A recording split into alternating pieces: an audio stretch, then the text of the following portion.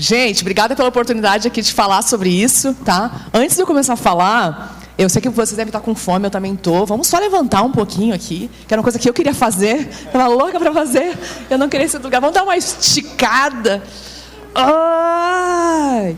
Deixa eu ver se vocês conseguem fazer isso. Quem consegue ficar com um pé só? Ó, tem gente que consegue. E o outro lado?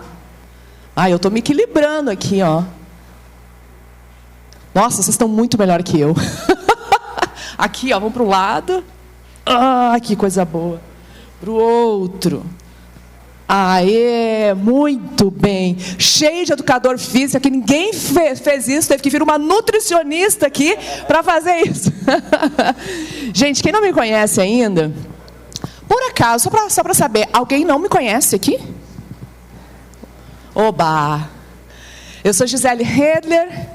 Sou publicitária, sou nutricionista também, trabalho na área da saúde. Então, nós temos hoje a FSA, Faculdade de Saúde Avançada, onde nós treinamos, dentro dessa faculdade, desde 2016, profissionais da área da saúde, com os princípios da nutrição funcional, focado em nutricionista. E a gente também temos lá outros profissionais da saúde conosco.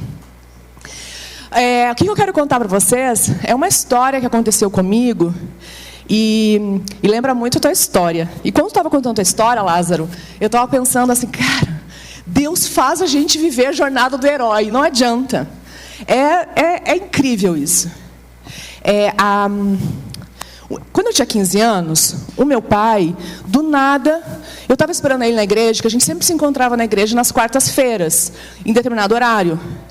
E o pai não chegou no horário aquele dia. Ele tinha saído antes para fazer o que ele sempre fazia, que era uma visita nos doentes. Ele visitava lá e depois ele ia para a igreja. E ele não chegou. E aí, daqui a pouco, eu esperando na igreja, preocupada, veio um menino correndo e falou, olha, tia, o teu pai, ele desmaiou lá na rua. E o pai havia desmaiado, um vizinho tinha pego ele, aí ele foi encaminhado para o hospital. E o pai foi para o hospital e já teve que ir para a UTI. Do nada, e o pai estava bem. E aí a gente descobriu que meu pai tinha perdido os 2 rins dele. E ele teve que começar a fazer hemodiálise. E para a gente, naquela época, a gente não tinha a menor ideia o que é hemodiálise. Alguém não sabe o que é hemodiálise? Bom, então ele teve que passar por aquele processo, nós não sabíamos, eu tinha 15 anos, para mim foi muito dolorido ver o meu pai passar por aquele processo, porque... Veja, o meu pai chegava das sessões de hemodiálise depois desmaiando, passando mal. Ele teve que interromper a vida profissional dele para viver a hemodiálise, para entrar nesse processo. E o pai fez hemodiálise durante 13 anos, até o final da vida dele. Aí o que aconteceu? Eu passei a minha vida inteira, desde os 15 anos, com medo de desenvolver uma doença como a doença do meu pai. E há 7 anos atrás, eu comecei a sentir alguns inchaços nos tornozelos. E aí eu fui fazer um exame e a gente viu que eu estava com os marcadores renais alterados. E aí eu passei por uma biópsia. E nós descobrimos que eu tenho uma doença chamada nefropatia por IgA, que é uma doença autoimune, e essa doença acomete os rins. Para algumas pessoas não acontece nada, tá? Para outras, acontece sim e pode dar perda de função renal. Só que eu sou nutricionista, eu trabalho na área da saúde, eu entendo de nutrição, alergias alimentares, eu comecei a pensar que, puxa, o meu pai não teve a oportunidade que eu tenho, que é de me tratar. Então, eu comecei a me tratar e eu tinha certeza que a doença não ia avançar.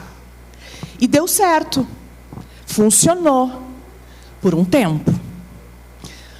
Esse ano, as coisas começaram a ficar bem desafiantes para mim. Ano passado, eu estava com 28% de função renal. Parece pouco, mas a vida segue normal com 28% de função renal. Não tem muitas alterações. Porém, esse ano, eu comecei a piorar muito. E lá em junho, eu não pude vir. Porque eu não tinha mais energia. Porque foi caindo. E meu maior pânico da minha vida era um dia precisar de hemodiálise. Então, esse era... Se descrevesse para mim um medo, era uma máquina de hemodiálise na minha frente. E eu tinha muita fé que Deus ia me curar. Eu não tinha a menor dúvida da cura. Menor dúvida. E o que aconteceu foi que, não sei se vocês lembram, provavelmente sim, teve uma enchente no Rio Grande do Sul, que ela começou em maio. E eu morava lá na época. E essa enchente, então, quando aquilo aconteceu, quando a enchente começou, eu já sabia que eu era uma potencial pretendente à hemodiálise, ou a um transplante renal, porque então os meus rins tinham realmente... estava falhando, eu estava com pouquíssima função renal, eu estava com mais ou menos 10% de função renal, e 10% já tem indicação de hemodiálise. Mas a enchente começou. E quando a enchente começou, eu comecei a trabalhar para a enchente, para ajudar as pessoas e tudo mais. Eu comecei a esquecer do problema que eu estava lidando, que era um problema real ali, também meu, pessoal, e comecei a me envolver ali com campanhas de arrecadação. Aliás, algumas pessoas do grupo ajudaram, muito obrigada por isso, fez muita diferença naquela época. E aí, gente, eu envolvida com aquele negócio do enchente, eu comecei a sentir um incômodo tão grande dentro de mim, que era um incômodo além das enchentes, só que era um incômodo para eu sair de lá. E eu, cara, mas como que eu vou sair daqui? Porque agora eu estou sendo útil aqui, as pessoas aqui estão precisando de mim. Como que eu vou sair daqui? Não dá para eu sair daqui, minha empresa é aqui, a minha médica está aqui, os hospitais estão aqui. E veja, eu tive uma conversa com a minha médica sobre transplante, e ela havia me dito que eu não tinha doador na família, porque ela me explicou que para te ter doador familiar, algumas coisas precisam acontecer. E a primeira delas precisa ter o mesmo tipo sanguíneo. E na minha família eu sou a única AB. E eu questionei ela sobre isso, né? Mas sangue AB não recebe doação de todo mundo? Daí ela explicou que não, apenas doador de sangue, não órgãos. E eu, puxa vida, eu tô ralada, porque sangue AB tem pouquíssimos. Sangue AB, né? Apenas em torno de 3%, 5% das pessoas são sangue AB. Então eu estava com esse problema de não ter doador. E começou aquele incômodo. E eu questionando, Deus, por que eu tinha que sair de lá? Estava tudo lá, empresa, hospital, e a minha médica era minha médica de confiança. E eu pensei, cara, eu vou obedecer, eu vou sair daqui. E eu na época, eu estava muito inchada, eu estava lidando com várias coisas, né? Não tinha como sair de lá de avião, porque a gente estava sem aeroporto. Então, eu peguei os meus 2 gatos, botei dentro do carro, peguei minhas coisas e fui para o Rio de Janeiro. Porque no Rio de Janeiro eu tenho uma casa lá. Quando eu cheguei no Rio de Janeiro, o incômodo não foi embora. Aí eu, caramba, eu já estou doente, eu estou fraca, né? Aqueles questionam, o que eu vou fazer sozinha ainda, né? E aí, sozinha entre aspas, né? Com a minha família e tudo mais. E aí eu saí do Rio de Janeiro, eu vou para São Paulo, então. Cheguei em São Paulo, vim com um Airbnb, porque eu não tinha nem de morar em São Paulo, né? Fui com um Airbnb, e aí eu tenho um amigo meu, que também é nefrologista, aliás, nutrólogo, Felipe Aragão. E ele falou assim, Gi, eu gostaria que tu conversasse com um amigo meu, nefrologista, Dr. Carlos. E eu disse, mas que diferença vai fazer, né? Porque eu já sei o que ele vai me dizer. Mas eu fui, conversei com esse médico, e esse médico me perguntou sobre a possibilidade de fazer um transplante. Eu expliquei para ele que eu não tinha doador. Ele perguntou, tá, mas você não tem irmãos? Eu disse, eu tenho. O problema é que eu sou sangue AB, e nenhum dos meus irmãos é AB.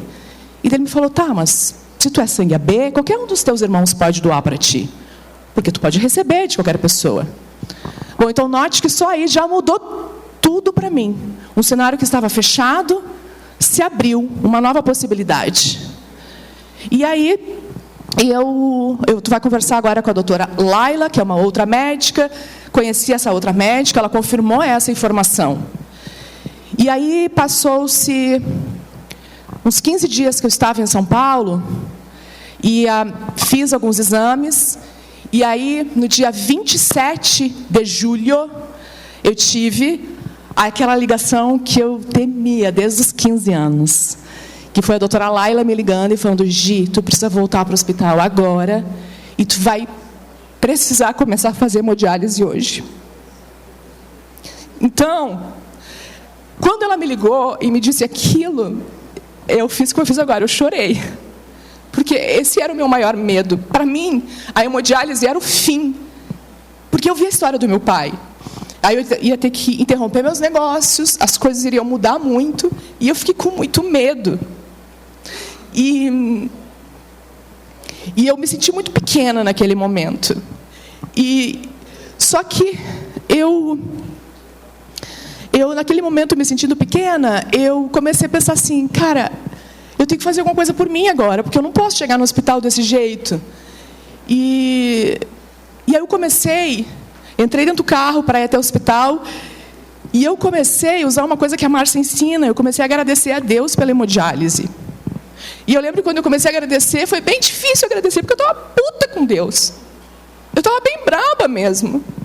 Porque eu estava pedindo tanto tempo a cura, e a cura já tinha sido profetizada para mim. E aí estava dando tudo errado. E aí, eu comecei a agradecer forçadamente pela hemodiálise. E quando eu comecei a agradecer, eu me senti tão bem, tão envolvida por Deus para aquele momento. Aquilo me pareceu ser o caminho tão certo, sabe? Sim, a hemodiálise é o caminho. E aí eu agradeci, consegui me sentir muito bem com aquilo. Eu me senti com poder. Então eu lembro que eu cheguei para o hospital, eu me sentindo com muito poder, me sentindo bem. E aí eu coloquei um catéter no pescoço, e comecei a fazer a minha primeira sessão de hemodiálise. Eu fiquei 4 dias na UTI. E aí, saindo da UTI, voltei para casa. No outro dia eu voltei para o hospital, então iniciei o meu ciclo de hemodiálise. Hemodiálise nós fazemos 3 vezes por semana, segunda, quarta e sexta, 4 horas por dia. E aí eu já comecei a organizar como que seria a minha vida a partir dali.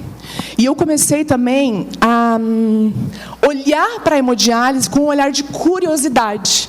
E não mais aquele olhar de medo que eu estava tendo. Quando eu entrei no processo, eu comecei a ficar curiosa. O que vem depois disso aqui? Porque eu passei pelo processo muito bem. Não foi que nem o meu pai. Eu passei bem, eu fazia sessões de hemodiálise como se estivesse na manicure.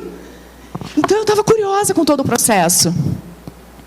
E aí, quando eu cheguei em casa, eu lembro que na quinta-feira eu fiz uma live, que foi uma live que eu chamei de Live da Cura, que foi um agradecimento a Deus, que ali eu fui... Nossa, eu acho que pela primeira vez eu senti o Espírito Santo de um jeito surreal naquela live. E eu estava recém começando a hemodiálise, só que eu estava completamente entregue a Deus, assim, eu me senti entregue.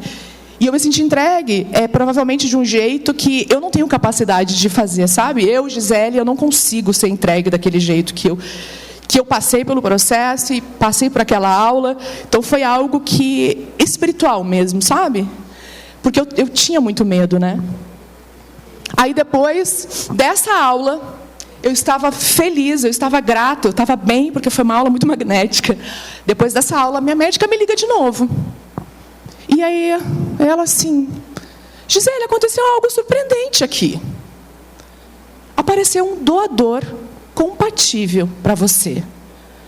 Isso aconteceu em 5 dias de hemodiálise. Eu estava na fila de transplante, fazia 20 dias.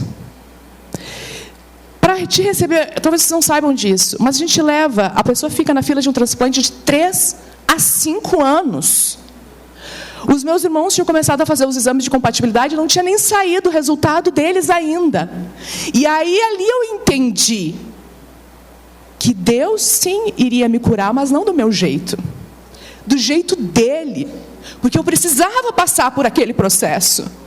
Porque eu aprendi tanto sobre confiança nesse processo, sobre entrega nesse processo, sobre humildade nesse processo, que se eu não tivesse passado por aquilo ali, eu não iria entender o que é. Porque uma coisa é a gente falar, outra coisa é a gente viver. Então Deus me curou, mas do jeito dele. Glória a Deus.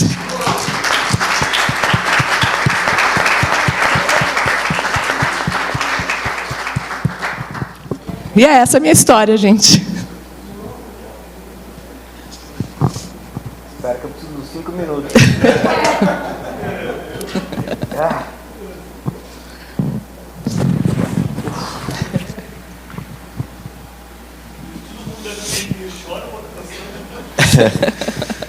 Uou. E aí eu ligo para ela e falo assim, você está morando aonde? Ela é em São Paulo. Falei, mas que lugar? Ela é em Cotia, né? Em Budas Artes. Em Budas Artes. Aí eu falei, pô, mas é um condomínio? Ela falou, é. Falei, mas tem uma amiga que mora aí. Aí a Gisele descrente. Não vai ser no mesmo condomínio. É bem capaz. Né? E é no mesmo condomínio de uma amiga nossa, uma querida, né? Uhum. Então você está amparado também. Tô amparado. Então acabei, me mudei, achei uma casa. Então estou morando em São Paulo agora. E vocês entendem? Era por isso que eu tinha que sair de Porto Alegre. Porque o doador, ele não estava lá, ele estava em São Paulo. Porque, gente, as listas de transplantes, elas não são nacionais, elas são estaduais. Então, a pessoa estava quase pronta para mim, era isso que Deus estava me tirando de lá. Glória a Deus.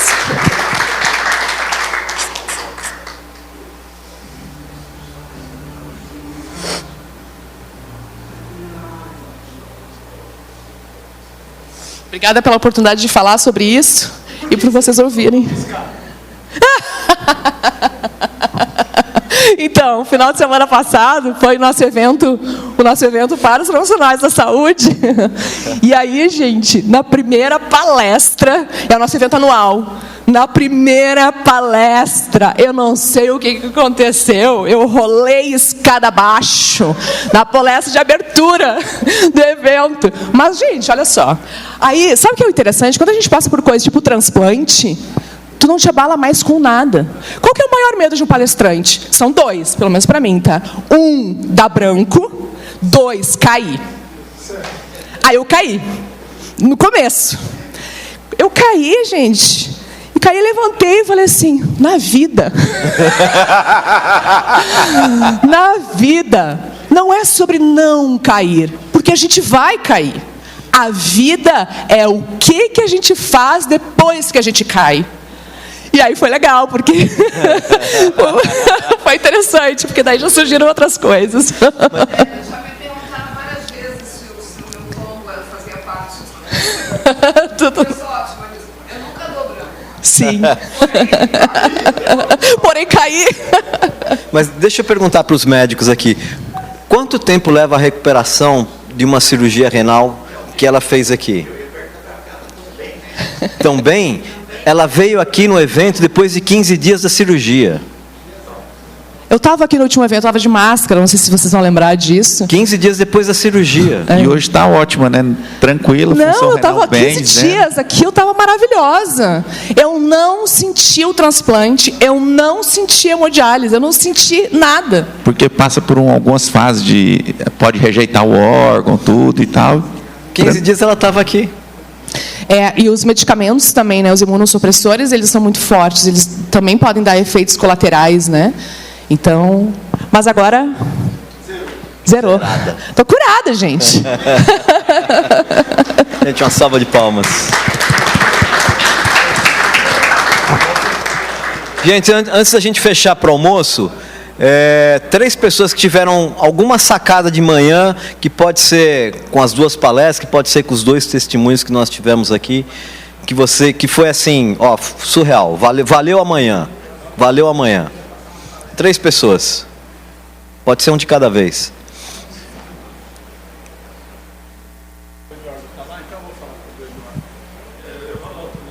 Eu vou, só para... tem uma coisa que me impressiona muito, né? É o poder de comunicação das pessoas, né? Eu acho que uma das coisas que melhor pagam no mundo é o poder de comunicação. E o que me impressionou no Eduardo falando, não é a rapidez com que ele falou. O que me impressionou nele é a capacidade dele continuar produzindo novos raciocínios e com rapidez. E isso me prova uma coisa, né? Não é que o Eduardo fala bem, é que ele fala muito. Toda semana esse cara deve falar muito mesmo, né?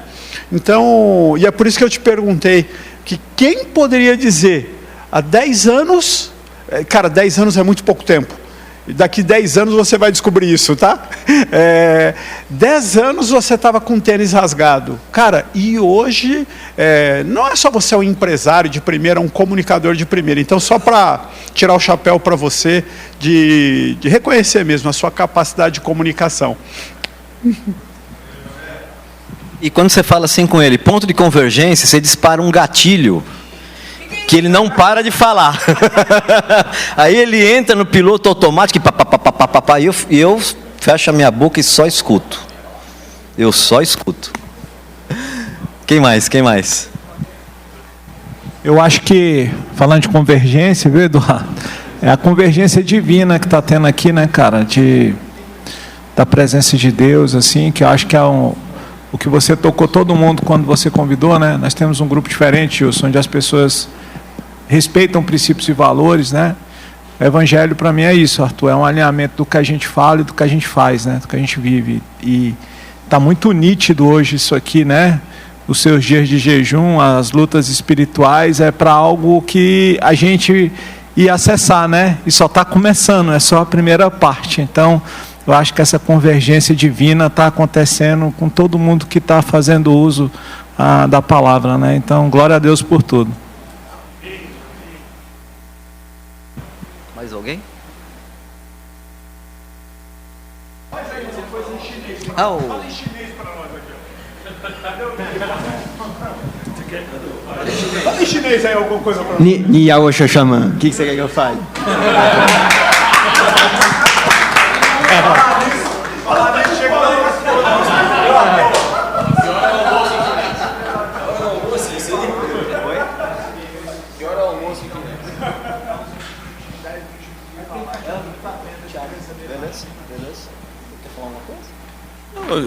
Se você deixar, eu vou falar, né? Bom, cara, mas eu tenho uma fala que eu carrego assim, que a gente precisa ter desculpa para a gente estar juntos, né? E aqui, eu acho que nessa mentoria aqui, rever tanta gente, Fabinho, Jair, né? Pessoas assim, maravilhosas, você, Arthur, o Jober, né? Depois vocês vão ter oportunidade. O Jober salvou a minha vida, né? Então, de tudo que eu vivo hoje, a minha família, as coisas que Deus tem nos dado, né? Eu acho que sempre é um anjo na minha vida aí, sempre o Jober, né? Mas eu acho que a gente não precisa ter desculpa para falar de Deus, né?